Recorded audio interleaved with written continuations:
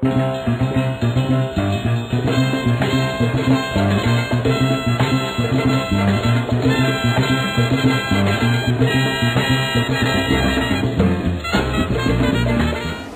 everyone, welcome to our heavy chef here with Channel Mobile. You know the guys from Channel Mobile by now. We've got Gavin and Rob.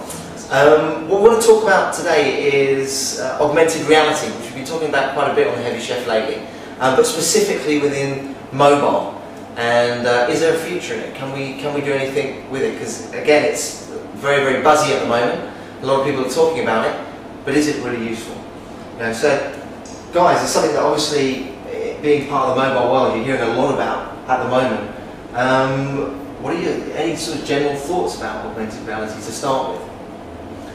Well, Mike, for us, we've been looking at it and trying to see where we can actually get an app that adds a lot of value to the consumer. At the moment, a lot of things that you see almost look like a fad, where they've actually embedded a bit of animation into a video stream that you're seeing through your phone, or integrating Twitter to it. But I think we need to actually look at what kind of services can people use where they're going to see real value from it.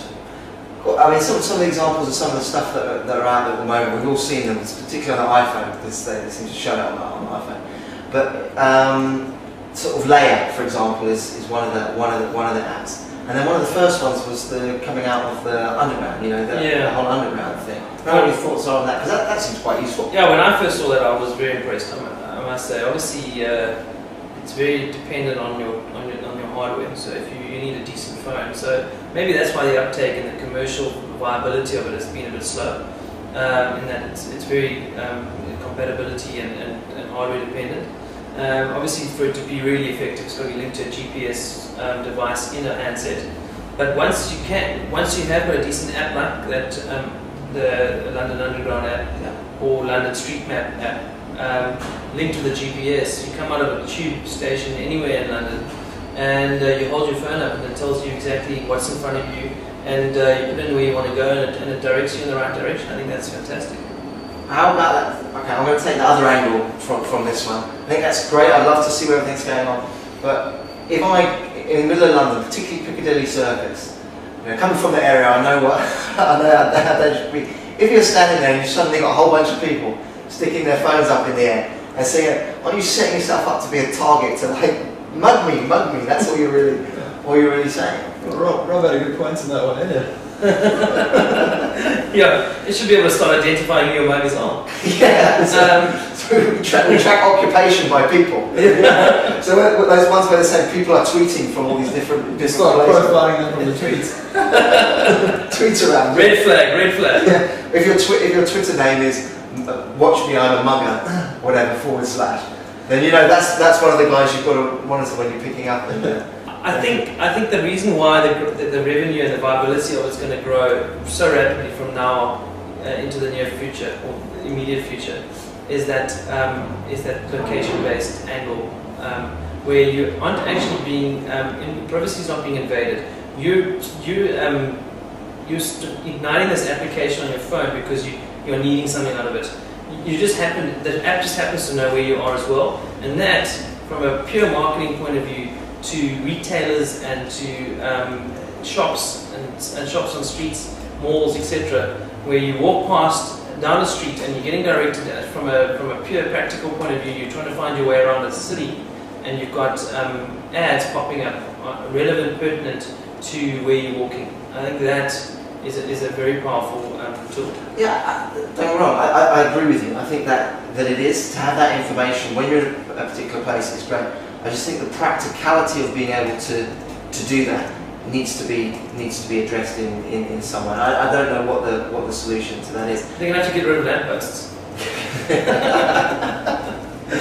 They're saying, I was reading something where Jupiter Research did a whole thing on mobile with augmented reality, and they were saying that this year, the article was in 2009, this year they estimate $2 million to be generated from mobile applications using augmented reality. $2 million, okay, which doesn't seem like a hell of a lot at all at the moment. But they expect that growth to suddenly go in the next 4 years to 714 million. There's got to be a big change in how we use these. That's going to come down to product placement within the augmented reality. Okay. That's the only way I can see that kind of revenue being generated, and corporates putting big bucks behind it. I think there's got to be. I mean, you were mentioning earlier on, Gavin, about the need to think about the practicality, really, and if you're going to make that money, you've got to start thinking about this augmented reality as a money-making thing. You've got to start looking at the business aspect of it. You've got to look at it in terms of what value is the consumer or the end user getting, and in terms of what is business getting out of it. And like Rob's saying, you tie it into location-based services, users getting handy info of everything around them, and also in the society we live in now, where people want to share information, and everything's very social. If they're out there, it's a location-based service, they can post a car sign, their friends can see where they are, they can get in on the conversation, and that makes great product placement for corporates. I mean, if you can tell that someone is pretty much standing outside your shop, and you can target an ad to them immediately, you can definitely see there'll be pickup and ad spend from companies. Especially if you as a user can profile yourself and say, look, only pop-up ads regarding this is what I'm interested in. So you're not getting bombarded. I also think the usability of it, holding your phone up. I mean, I think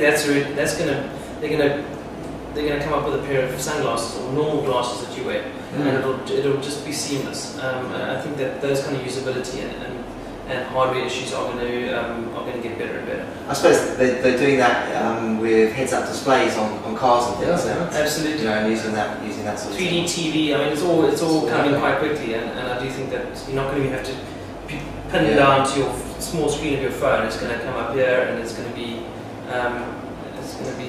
easier to use. Cool. Brilliant, guys. Thanks as always. I think the key messages from that is it's still very much an unknown out there, but location seems to be a way in which we can deliver some really targeted content to people via augmented reality in the mobile. So it doesn't just become a gimmick, and it's actually, as you're saying, it adds value, it must add value, and there is a potential there. I think the thing is, at the moment, it's an unknown, and it's a bit of a wild west, so we've got to explore, and we look forward to seeing what happens in the next few years with this technology, but there is an opportunity out there. Cheers. Thank you.